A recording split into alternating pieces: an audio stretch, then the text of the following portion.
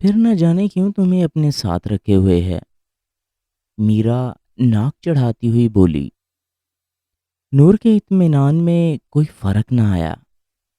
نور کے پیچھے پیچھے شایان بھی وہاں پہنچ گیا، لیکن وہ چھپ کر ان دونوں کے بیچ ہونے والی گفتگو سننے لگا۔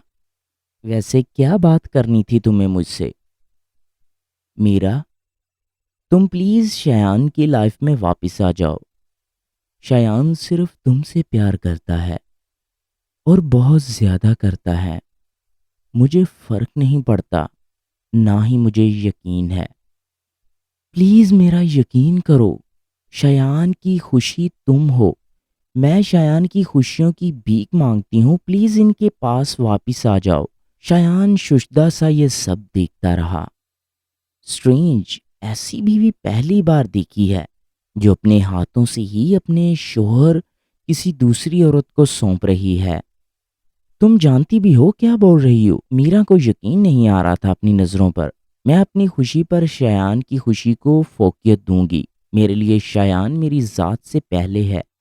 مجھے کچھ بھی کرنا پڑا تو میں کروں گی، لیکن مجھے اب اس انسان میں کوئی دلچسپی نہیں۔ پھر میں کیوں مانوں تمہاری بات؟ میرا کندھے اچکاتے ہوئے بولی۔ پلیز تم جو بھی کہو میں کروں گی، لیکن پلیز شایان کو مت چھوڑو۔ تم ان کی زندگی میں واپس آ جاؤ تو وہ پہلے کی طرح ہو جائیں گے۔ کیا کر سکتی ہو تم شایان کے لیے؟ میرا اس کی آنکھوں میں جھانکتی ہوئی بولی۔ کچھ بھی، جو تم بولو۔ نور بے خوف ہو کر بولی۔ جان دے سکتی ہو اپنی؟ کیوں؟ کیونکہ جب تک تم زندہ رہو گی مجھے تسلی نہیں ہوگی۔ شایان نے اتنا وقت تمہارے ساتھ گزارا ہے، اگر اس کا دل میری محبت سے منکر ہو گیا پھر وہ تو تمہیں تلاشے گا۔ دے سکتی ہو، نور نے بس اتنا ہی کہا۔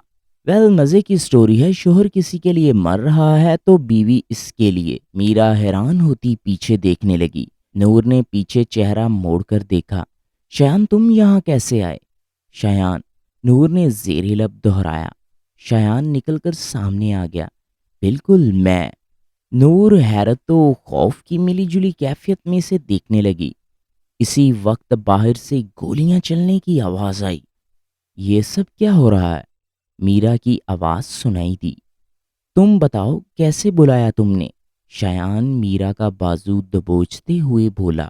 جنگلی انسان، چھوڑو مجھے، میں تو خود نہیں جانتی۔ میرا اپنی بازو چھڑواتی ہوئی بولی۔ نور، تم یہاں آؤ۔ نور، جو گولیوں کی آواز سے سہمی کھڑی تھی، شایان کے پکارنے پر اس کی جانب چلنے لگی۔ میرا، اس گھر کا کوئی پچھلا دروازہ ہے؟ ہاں ہاں ہے، چلو۔ میرا تیزی سے قدم بڑھانے لگی۔ شایان نور کا ہاتھ پکڑے اس کی پیروی کرنے لگا۔ وہ لوگ کافی دور نکل آئے کہ انہیں سڑک نظر آنے لگی۔ نور نور رک کر ہانپنے لگی۔ شایان، میں اور نہیں بھاگ سکتی۔ نور، بھاگنا پڑے گا ورنہ وہ لوگ یہاں پہنچ جائیں گے۔ شایان نے نور کا ہاتھ پکڑا اور چلنے لگا۔ میرا پھرتی سے بھاگ رہی تھی، اسے اپنی جان کے لالے پڑ رہے تھے۔ آؤچ! نور کی چیخ نکلی۔ کیا ہوا؟ شایان نے اسے مڑ کر دیکھا۔ شایان، میرا پاؤں۔ نور درد سے کراہنے لگی۔ تم یہاں بیٹھو۔ نور ایک پتھر پر بیٹھ گئی اور شایان اس کا پاؤں پکڑ کر دیکھنے لگا۔ شایان، آپ رہنے دیں، آپ جائیں، میں بعد میں آ جاؤں گی۔ نور اپنا پاؤں اس کے ہاتھ سے پیچھے کرتی ہوئی بولی۔ تم پاگل ہو کیا؟ میں تمہیں اپنے ساتھ لے کر جاؤں گا ورنہ خود بھی یہیں تمہارے ساتھ رہوں گا۔ شایان نور کے پاؤں سے کانٹا نکالنے لگا۔ نور کے چہرے پر تکلیف کے آثار ابھرنے لگے۔ دوپٹہ اس کا بھاگتے ہوئے کہیں گر گیا تھا۔ نور کے بال ٹیل پونی میں سے باہر نکل گئی اور بال چہرے پر آ رہے تھے۔ آنکھوں میں نمکین پانی جمع تھا۔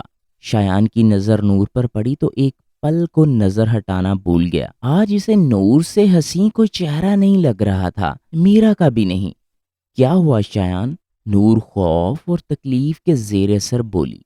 کچھ نہیں۔ شایان مسکراتے ہوئے نیچے دیکھنے لگا۔ جیب سے رومال نکال کر نور کے پاؤں پر باندھ دیا اور کھڑا ہو گیا۔ اب نور اسے دیکھتے ہوئے بولی۔ شایان لب کاٹتے ہوئے نور پر جھکا اور اسے اپنے بازوؤں میں اٹھا لیا۔ شایان یہ کیا؟ نور اس حرکت پر حیران رہ گئی۔ یہ کہ آپ میری بیوی ہیں، سو پریشان ہونے کی ضرورت نہیں۔ شایان چلتے ہوئے بولنے لگا، لیکن شایان آپ تھک جائیں گے، مجھے اتار دیں، میں خود چلتی ہوں۔ جی نہیں، اب تو ایسے ہی جاؤں گا میں۔ نور شایان کے بدلے بدلے انداز پر حیران تھے۔ شایان کے اتنے قریب اس نے کبھی سوچا بھی نہیں تھا۔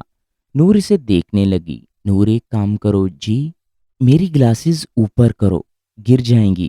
نور نے ہاتھ بڑھا کر اس کی اینک اوپر کر دی۔ شایان مسکرانے لگا۔ اسے دیکھ کر نور بھی مسکرانے لگی۔ آپ تھک گئے ہوں گے نا شایان؟ کافی دور آنے کے بعد نور پھر سے بولی۔ ویسے آج معلوم ہوا کیسے بیوی بوجھ لگتی ہے۔ اف، کم کھایا کرو موٹی، شایان شرارت سے مسکراتے ہوئے بولا۔ نور برا مان گئی۔ میں تو آپ کو بولا تھا کہ مت اٹھائیں، لیکن آپ اپنی مرضی سے یہ بوجھ اٹھائے ہوئے ہیں، نور منہ بناتی ہوئی بولی۔ شایان مسکرانے لگا۔ سڑک پر پہنچ کر شایان نے نور کو اتارا اور اس کا ہاتھ پکڑ کر کھڑا ہو گیا۔ شاید یہاں سے لفٹ مل جائے، لیکن جیسا یہ علاقہ ہے چانسز کم ہیں۔ شایان ادھر ادھر دیکھتے ہوئے بولا۔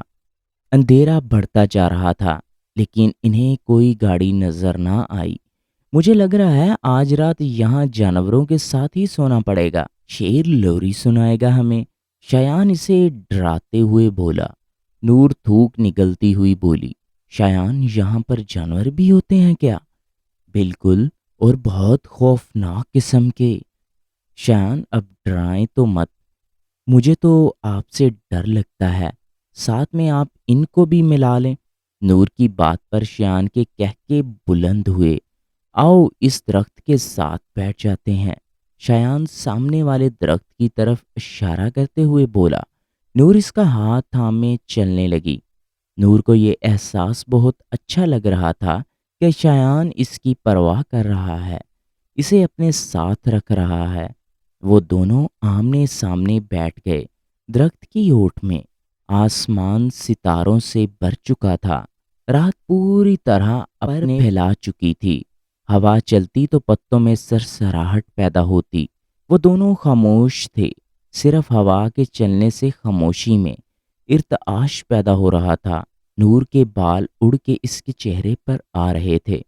وہ دونوں اس سیاہ رات کا حصہ لگ رہے تھے، بالکل خاموش، ایک دوسرے سے دور۔ نور کی نظریں آسمان پر تھی۔ آج کا چاند بہت باریک تھا، شاید چاند کی پہلی تاریخ میں سے کوئی تاریخ تھی۔ نور نے شایان کی نظریں خود پر محسوس کی تو اس کی جانب دیکھنے لگی۔ شایان مسکراتے ہوئے اسے دیکھ رہا تھا۔ آپ کو کچھ چاہیے؟ تم گھر میں بیٹھی ہو کیا؟ اگر چاہیے بھی تو کیسے دو گی؟ شایان مسکراہٹ روکتے ہوئے بولا۔ یہ تو ہے، نور سمجھتی ہوئی بولی۔ شکر ہے، ورنہ مجھے لگا تھا 1 گھنٹہ لگا کر سمجھانا پڑے گا۔ میں بدھو نہیں ہوں، نور ناک چڑھاتی ہوئی بولی۔ اچھا پھر کیا ہو؟ شایان کو اس کی باتیں لطف دے رہی تھی۔ نور اپنے ہاتھوں کو دیکھنے لگی۔ مریم آفس میں بے ہوش ہو گئی۔ اس کی ایک کولیگ اسے ہوش میں لائی۔ تم ٹھیک ہو؟ ہاں، بہتر ہوں۔ مریم کا سر ابھی تک چکرا رہا تھا۔ آج اس نے ناشتہ نہیں کیا تھا، اسی وجہ سے بے ہوش ہو گئی۔ وہاں سے گزرتے ہوئے ازمیر کی نظر مریم پر پڑی، جو سر ہاتھوں میں تھامے بیٹھی تھی۔ کیا ہو رہا ہے یہاں؟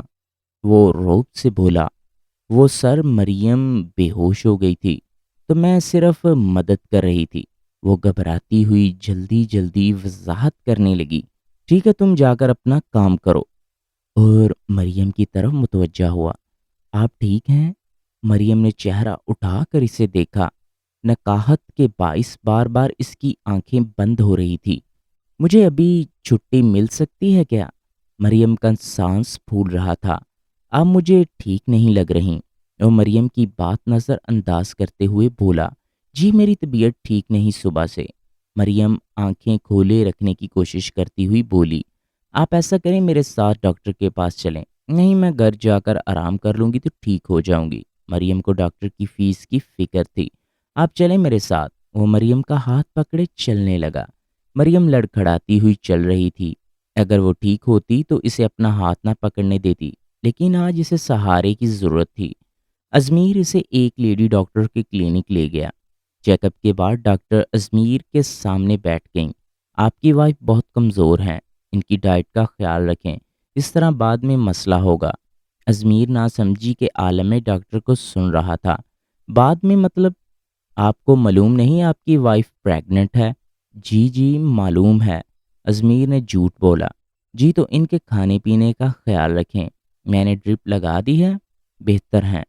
اب وہ یہ کچھ میڈیسن ہیں جو انہیں لینی ہے، آپ لے جا سکتے ہیں انہیں۔ ازمیر پیسے دیتا کھڑا ہو گیا۔ شک تو اسے تھا ہی، لیکن آج ڈاکٹر نے تصدیق بھی کر دی۔ ازمیر پرسوچ انداز میں گاڑی چلا رہا تھا۔ تھینک یو سر، مریم شکرانہ انداز سے اسے دیکھتی ہوئی بولی۔ ازمیر کچھ نہیں بولا۔ مریم ایک بات بتاؤ۔ تھوڑی دیر گزرنے کے بعد وہ بولا، جی سر۔ مریم اس کی جانب متوجہ ہوئی۔ تم شادی شدہ ہو؟ میرے شوہر کی ڈیتھ ہو گئی ہے۔ مریم خود کو سنبھالتی ہوئی بولی۔ او، وہ افسوس ہوا سن کر، لیکن شاید تمہاری شادی کو زیادہ وقت نہیں ہوا۔ جی وہ 2 ماہ بعد اس دنیا سے چلے گئے تھے۔ ٹھیک، کہہ کر اس نے مریم کے گھر کے باہر گاڑی روکی۔ ایک بات مریم۔ جی سر بولیں۔ میں نے پہلے بھی کہا تھا، اب پھر سے کہہ رہا ہوں، تم بلا جھجک مجھ سے کوئی بھی ہیلپ لے سکتی ہو یا پھر کچھ بھی شیئر کر سکتی ہو، مجھے اپنا دوست سمجھ کر۔ وہ مریم کے ہاتھ پر ہاتھ رکھتے ہوئے بولا۔ مریم نے اپنا ہاتھ اس کے ہاتھ کے نیچے سے نکال لیا۔ ٹھیک ہے سر، کہہ کر وہ باہر نکل گئی۔ نہ جانے کیوں مجھے یہ انسان صحیح نہیں لگتا۔ مریم کو ہمیشہ ہی وہ کھٹکتا تھا۔ اس کی نظریں عجیب سی ہیں۔ کہتے ہیں عورت کو اللہ نے تیسری آنکھ دی ہوتی ہے، جس سے صرف یہ پتہ چل جاتا ہے کہ سامنے والا انسان اسے کس نظر سے دیکھ رہا ہے۔ مریم سر جھٹکتی بیٹھ گئی۔ ڈرپ کے بعد اس کی طبیعت قدرے بہتر تھی۔ ازمیر نے کھانا بھی لے کر دیا تھا۔ مریم کھانا کھا کر اللہ کا شکر ادا کرنے لگی اور سو گئی۔ موم، میں کراچی جا رہا ہوں۔ آفاق بیگ ہاتھ میں پکڑے بولا۔ خیریت بیٹا؟ جی وہ ہیڈ آفس میں میٹنگ ہے، بس وہی اٹینڈ کرنے جا رہا ہوں۔ اچھا کب تک واپسی ہے؟ یہی کوئی 2-4 دن میں۔ صحیح، اللہ کی امان میں رہو۔ وہ آفاق کے سر پر ہاتھ رکھتی ہوئی بولی۔ آفاق نے دروازے کی جانب قدم بڑھا دیے۔ یار میں نے تمہیں بتایا تھا نا کہ میرے پاپا تھوڑے سخت ہیں، وہ دوستوں کے گھر جانے کی اجازت نہیں دیتے۔ ایمان بے بسی سے بولی، لیکن پہلے تو ایسا نہیں تھا، جب ہم اسکول میں تھے تب تو تم آ جاتی تھی، پھر اب کیوں نہیں؟ تب کی بات تو اور تھی، اب ہم بڑے ہو گئے ہیں۔ تم ایسا کرو میرے گھر آ جاؤ اور باقی سب کو بھی بول دو، ورنہ میں ان کو بھی فون کر دیتی ہوں، ہم یہاں پارٹی کر لیں گے۔ اچھا ٹھیک ہے، اگر تم کہتی ہو تو ایسا کر لیتے ہیں، ورنہ میرا ارادہ تو کسی ریسٹورنٹ جانے کا تھا۔ نہیں، میرے گھر کا ٹھیک رہے گا، ویسے بھی گھر میں بس ماما، میں اور فاطمہ ہی ہیں۔ اوکے، پھر آتے ہیں شام میں، کہہ کر اس نے فون بند کر دیا اور ایمان شکر ادا کرنے لگی کہ مان گئی۔ کچھ ہی پل گزرے ہوں گے کہ نور نیند کی وادی میں اتر گئی۔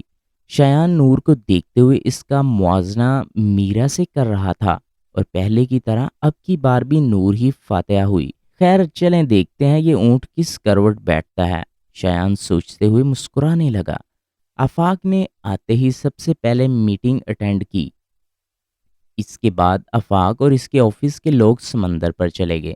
آفاق سب سے الگ تھلگ ایک سمت میں تنہا چل رہا تھا۔ مریم کو سمندر بہت پسند تھا۔ اف مریم، تم تو مجھے چھوڑ چکی ہو، لیکن تمہاری یادیں کیوں نہیں چھوڑیں؟ یہ دل آج بھی چاہتا ہے کہیں سے تم سامنے آ جاؤ، بس یہ سزا یا تو ختم کر دو یا پھر ملتوی کر دو، کچھ تو رحم کرو میرے حال پر۔ مجھے لگتا تھا میں بھول چکی ہوں، لیکن تم تو آج بھی میرے دل پر راج کرتی ہو۔ انسان تو چھوڑ دیتے ہیں، لیکن یادیں عمر بھر پیچھا نہیں چھوڑتی۔ یہ کسی اسیب کی طرح انسان کی روح سے چمٹ جاتی ہیں، جن سے چھٹکارا صرف موت ہی دلا سکتی ہے۔ سب کہتے ہیں شادی کر لو، لیکن وہ نہیں جانتے محبت میں شرک نہیں ہوتا، پھر چاہے خدا سے ہو یا بندے سے۔ جو شرک کر جائے سمجھو اس کی محبت میں صدق نہیں تھا۔ اگر محبت سچی ہوتی تو کبھی کسی اور کے در پر نہ جاتا۔ محبت تو آپ کو ایک ہی در کا مرید بنا دیتی ہے، جہاں سے آپ ساری زندگی بھاگ نہیں سکتے۔ جتنا اس سے بھاگو گے، یہ اتنا آپ کو تڑپاتی ہے، اتنا جلاتی ہے۔ عشق کی آگ میں جلنا آسان نہیں ہوتا، پل پل سلگنا پڑتا ہے، دل جلانا پڑتا ہے، دن رات اس ایک انسان سے وابستہ کرنے پڑتے ہیں۔ اس کے علاوہ کسی اور کا خیال بھی گناہ تصور کیا جاتا ہے، پھر کسی اور کا ہاتھ پکڑنا تو ناممکنات میں شمار ہے، پھر جا کر آپ عاشق کہلاتے ہیں۔ آج اس شعر پر بھی یقین آ گیا، یہ عشق نہیں آساں، بس اتنا سمجھ لیجئے، ایک آگ کا دریا ہے اور ڈوب کر جانا ہے۔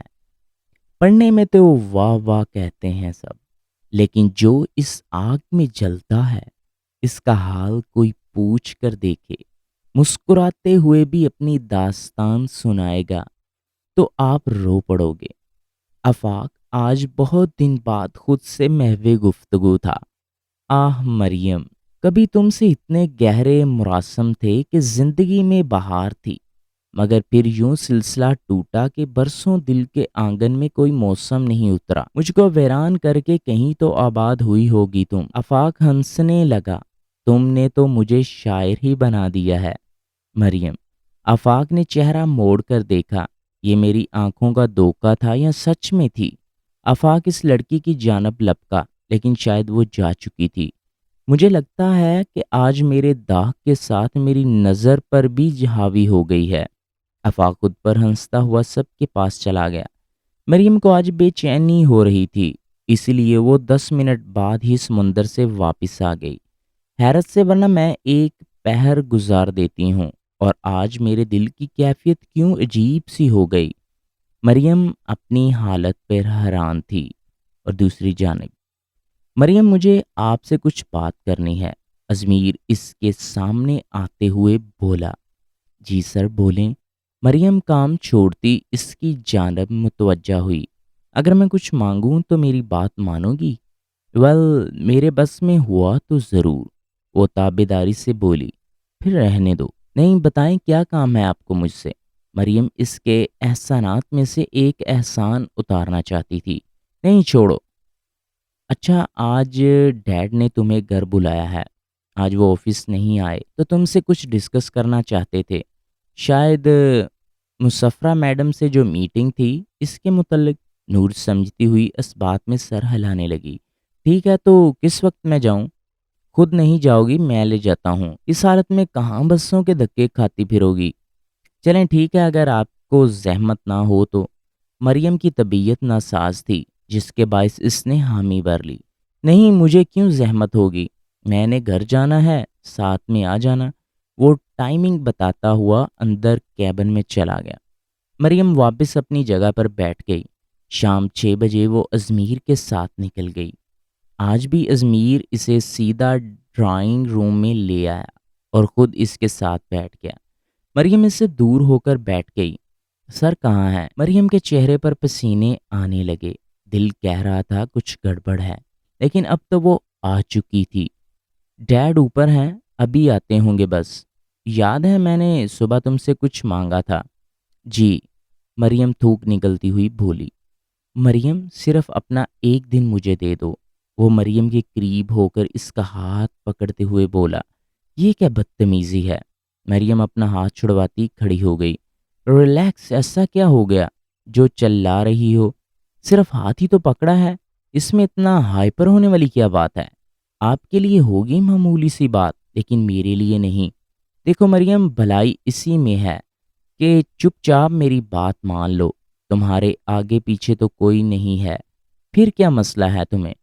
میرے ساتھ رہو گی تو عیش کرو گی، یوں گھٹ گھٹ کر مرنا نہیں پڑے گا۔ جاب چاہیے تو میری ڈیمانڈ پوری کر دو، فکر مت کرو، اس چیز کے الگ سے پیسے دوں گا جتنے تم بولو گی، بس یہ دور جانے والی بات مت کرو۔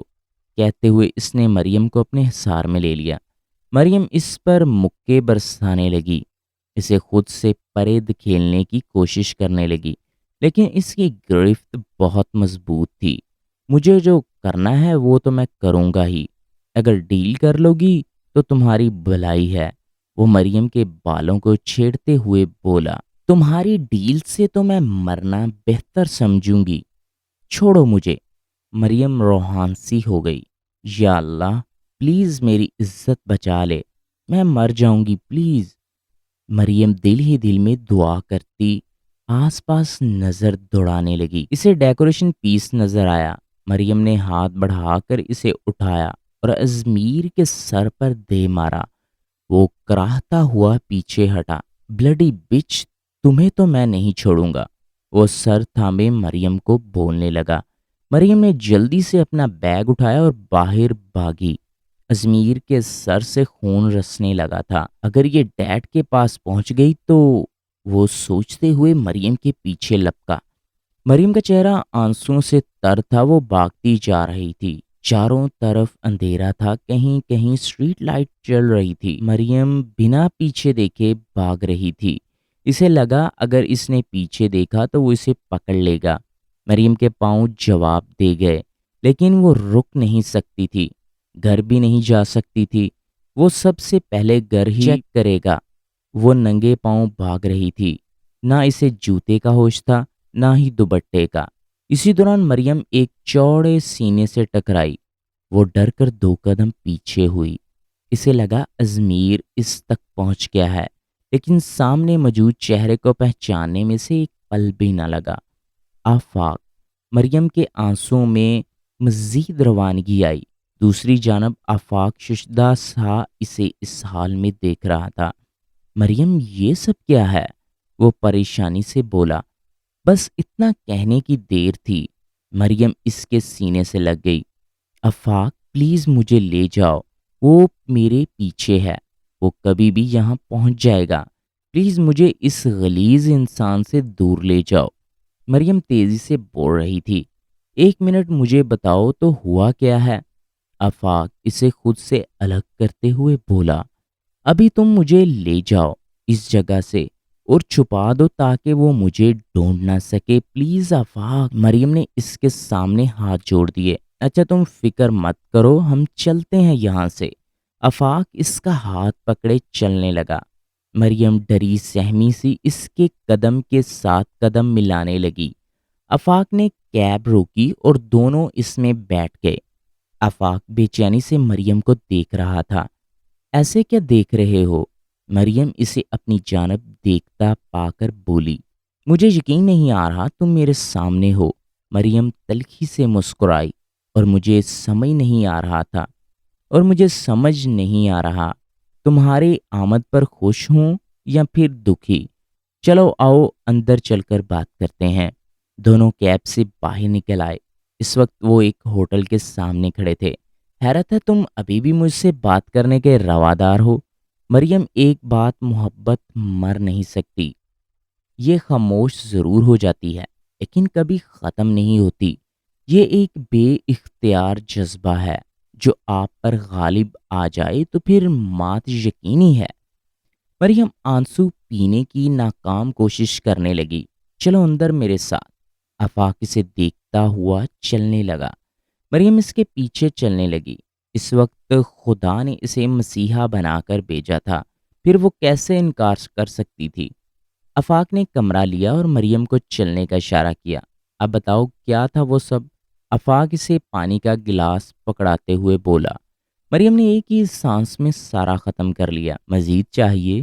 مریم نے نفی میں سر ہلایا۔ آفاق وہ میرے باس کا بیٹا تھا جو میرے پیچھے تھا۔ اچھا لیکن کیوں پڑا تھا تمہارے پیچھے؟ مریم کے گلے میں آنسوؤں کا پھندا اٹک گیا۔ مریم بولو۔ کافی دیر گزرنے کے بعد بھی جب مریم کچھ نہ بولی تو آفاق بولا۔ آفاق وہ میرے ساتھ زبردستی کرنے کی کوشش کر رہا تھا۔ مریم کا جھکا سر مزید جھک گیا۔ آنسو باڑ توڑ کر نکل آئے۔ آفاق نے غصے سے مٹھیاں بھینچ لی۔ تو مجھے وہیں بتاتی، میں دیکھتا اسے کیسے تمہیں ہاتھ بھی لگاتا۔ میں نہیں چاہتی میری وجہ سے تم کسی مصیبت میں پھنس جاؤ۔ تم نے مجھے اس درندے سے بچا لیا، میرے لیے اتنا ہی بہت ہے۔ تم آرام کرو، تھک گئی ہو۔ آفاق کہتے ہوئے کھڑا ہو گیا۔ مریم نے بھیگا چہرہ اٹھا کر اسے دیکھا۔ وہ جو اس سے محبت کرتا تھا، نظر بھر کر دیکھا بھی نہیں مریم کو۔ میں صبح آؤں گا، باقی باتیں بعد میں، ابھی تم آرام کرو، وہ کہتا ہوا باہر نکل گیا۔ مریم مایوسی سے دروازے کو تکنے لگی۔ آفاق کے اپنے دل کی دنیا میں ہلچل مچ گئی تھی۔ یوں مریم کا اچانک سامنے آنا، وہ بھی اس حال میں، اس کے ذہن میں ہزاروں سوال تھے جن کے جواب وہ سننا چاہتا تھا، لیکن مریم کی حالت دیکھتے ہوئے اسے انتظار کرنا بہتر لگا۔ کچھ زخم برسوں بعد بھی نہیں بھر پاتے، ہمیشہ ہرے رہتے ہیں۔ ایک ہوا کا جھونکا بھی چھو کر گزرے تو رسنے لگتے ہیں۔ لوگوں کو اب کیا سمجھائیں کہ وقت ہر درد کا مرہم نہیں ہوتا۔ سب کچھ فلم کی مانند آفاق کے سامنے چلنے لگا۔ وہ خود کو پرسکون کرتا ہوٹل پہنچا اور پانی کے ساتھ نیند کی گولیاں لے کر سو گیا۔ نیند تو مریم کی آنکھوں سے کوسوں دور تھی۔ وہ گھٹنوں پر سر رکھے بیٹھی تھی۔ یہ دنیا بہت ظالم ہے، انسان کی شکل میں وحشی جانور مخفی ہیں۔ میں کیوں پہلے ہی اس کا وہ روپ نہ دیکھ پائی؟ ہمدردی جتا کر اعتبار حاصل کر رہا تھا اور میں ایک بار پھر سے بے وقوف بن گئی۔ بلا شبہ لوگ اچھے ہوتے ہیں، لیکن صرف اپنے مطلب کی حد تک۔ مطلب بہت اہمیت رکھتا ہے، جہاں مطلب پورا ہو جائے وہ رشتہ ختم ہو جاتا ہے۔ اللہ پاک آپ کا بہت بہت شکریہ، آپ نے میری عزت و ناموس کی حفاظت کی، ورنہ وہ درندہ تو مجھے زخمی کر کے چھوڑتا۔ میں پہلے زخمی ہوئی روح کو نہیں بھر سکی تو اب یہ نئے زخم کون بھرتا؟ مریم انہی سوچوں میں غرق کب نیند کی آغوش میں چلی گئی، اسے معلوم ہی نہ ہوا۔ سورج کی کرنیں ان پر پڑیں تو نور کسمس آئی۔ پاؤں کا درد محسوس ہوا تو فوراً آنکھیں کھول لی۔ اس کے پاؤں میں سوجن ہو گئی تھی۔ نور کے چہرے پر تکلیف کی لکیریں ابھریں۔ پاؤں سے ہوتے ہوئے اس کی نظر شایان پر پڑی، جو ہاتھوں کا تکیہ بنائے بے خبر سو رہا تھا۔ نور اس کے پاس جانے کا قصد کر رہی تھی کہ شایان بول پڑا، یار نور، پردے تو آگے کر دو، دھوپ آ رہی ہے۔ نور مسکراتی ہوئی اس کے سامنے جا بیٹھی۔ شایان، یہاں پردے کیسے لاؤں میں؟ نور کی آواز پر شایان آنکھیں کھولنے لگا۔ جمائی روکتے ہوئے جب دماغ نے کام کیا تو اندازہ ہوا کہ وہ دونوں گھر میں تو موجود ہی نہیں ہیں۔ وہ ہاں، مجھے خیال ہی نہیں رہا، شایان ٹیک لگاتے ہوئے بولا۔ اچھا یہ بتاؤ، رات میں کتنے چوہے اور چھپکلیاں تمہارے اوپر آئیں؟ چھی شایان، مجھے بہت بری لگتی ہیں چھپکلیاں، نور منہ بگاڑتی ہوئی بولی۔ شایان ہنسنے لگا۔ تو میں کون سا کھانے کو کہہ رہا ہوں؟ آپ بتائیں ذرا، آپ پر کوئی سانپ نہیں آیا؟ نہیں، میری تو اپنی جگہ ہے، دوستی ہے سب سے، شایان اس کی ناک دباتے ہوئے بولا۔ دوستی کس طرح؟ نور سوچ میں پڑ گئی۔ ابھی اگر میں ان کو بلاؤں گا تو وہ تمہیں تنگ کرنے کے لیے آ جائیں گے، میں تو بات بھی کر لیتا ہوں ان سے۔ سچ میں شایان؟ نور رازداری سے بولی۔ بالکل، شایان نچلا لب دبائے مسکراہٹ روکنے کی کوشش کرنے لگا۔ نور تھوک نکلنے لگی۔ آپ ان کو نہیں بلائیں گے نا؟ اگر تم میری ساری باتیں مانو گی پھر اوکے، آپ کی ہر بات مانوں گی، لیکن آپ اپنے ان عجیب عجیب دوستوں کو مت بلائیے گا، نور ناک چڑھاتی ہوئی بولی۔ اوکے، نہیں بلاتا، شایان کھڑا ہوتا ہوا بولا۔ آؤ چلیں۔ شایان نے نور کے سامنے اپنی ہتھیلی پھیلائی۔ نور نے مسکراتے ہوئے اپنا ہاتھ شایان کے ہاتھ میں دے دیا اور کھڑی ہو گئی۔ اب وہ دونوں روڈ پر چلنے لگے، لیکن جس طرح کا یہ علاقہ تھا، لفٹ ملنا ناممکن سا تھا۔ اس لیے جیسے ہی سگنل آئے، شایان نے اپنے ایک دوست کو میسج کر دیا کہ وہ یہاں پہنچ جائے۔ نور، کچھ دیر اور چلتے رہنا، تب تک میرا دوست آ جائے گا، شایان اسے آگاہ کرنے لگا۔ لیکن جیسے ہی انہوں نے کچھ فاصلہ طے کیا، سامنے میرا کھڑی تھی اور ساتھ میں 3-4 نقاب پوش آدمی۔ شایان نے نور کے ہاتھ پر اپنی گرفت مضبوط کر لی۔ اس سے پہلے کہ وہ دونوں بھاگتے، انہوں نے نور اور شایان کو گھیر لیا۔ ڈونٹ موو شایان، ورنہ یہ لوگ نور کو اس دنیا سے بھیجنے میں ایک سیکنڈ بھی نہیں لگائیں گے۔